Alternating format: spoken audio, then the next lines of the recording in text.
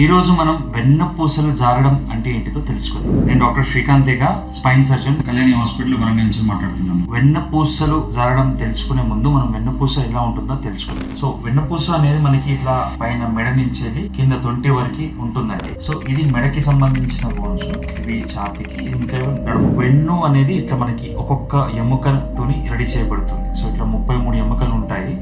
ఈ 2 ఎముకల మధ్యలో ఇట్లా డిస్క్స్ ఉంటాయండి. సో నార్మల్ గా మన వెన్ను నిర్మాణం ఇలా ఉంటుంది. ముందు భాగంలో ఇట్లా బోన్స్ ఉంటాయి, వెనక ఏమో ఇలా మళ్ళీ ఈ షార్ప్ బోన్స్ ఉంటాయి. అంటే ఇది ఒక్క బోన్ మధ్యలో ఒక హోల్ ఉంటుంది. ఆ హోల్ నుంచి మనకి ఇలా నరాలు వస్తాయండి. ఇది రైట్ సైడ్ నరము, ఇది లెఫ్ట్ సైడ్ నరం. ఇలా నరాలు వస్తాయి. వెన్ను అనేది మనకి ఇలా తయారు చేయబడుతుంది. వెన్నుపూస ఒకదాని మీద ఒకటి జారడం అనేది గ్రేడ్స్ ఉంటాయి. గ్రేడ్ 1, 2, 3, 4 అంటే కొంచెం ముందుకి జరగడం, ఇంకొంచెం ముందుకి, ఇంకా అన్నట్టు. సో గ్రేడ్ 1 అంటే కొంచెం ముందు జరగడం అన్నట్టు. ఈ ముందు జరిగినప్పుడు ఏమైతుందంటే వెనక ఉన్న నరాలు కూడా కొంచెం దాని మీద ప్రెషర్ పడుతుంది. సో గ్రేడ్ 1 వరకు చాలా పేషెంట్స్ లో సిమ్టమ్స్ ఏమి ఉండవు. గ్రేడ్ 2 అంటే ఆల్మోస్ట్ ఒక 50% వరకు జారాక ఖచ్చితంగా పేషెంట్స్ కి బ్యాక్ ఎక్ రావడం కానీ, ఆ నరాల్లో ఒత్తిడి ఉండడం వల్ల కాళ్ళు లాగడం కానీ, ఎక్కువసేపు నిలబడలేకపోవడం కానీ, ఎక్కువ దూరం నడలేకపోవడం కానీ జరిగే అవకాశం ఉంటుంది. చాలా రేర్లీ పేషెంట్స్ లో పాదాలు లిఫ్ట్ చేయలేకపోవడం, పాదాల్లో పారాలిసిస్ రావడం జరిగే అవకాశం కూడా ఉంటుంది అన్నమాట. ఈ జారడం అనే దాన్ని మనం ఇంగ్లీష్ లో లిస్థెసిస్ అంటాం. ఇది 2 రకాలు ఉంటుందండి మెయిన్లీ. ఒకటి ఏమో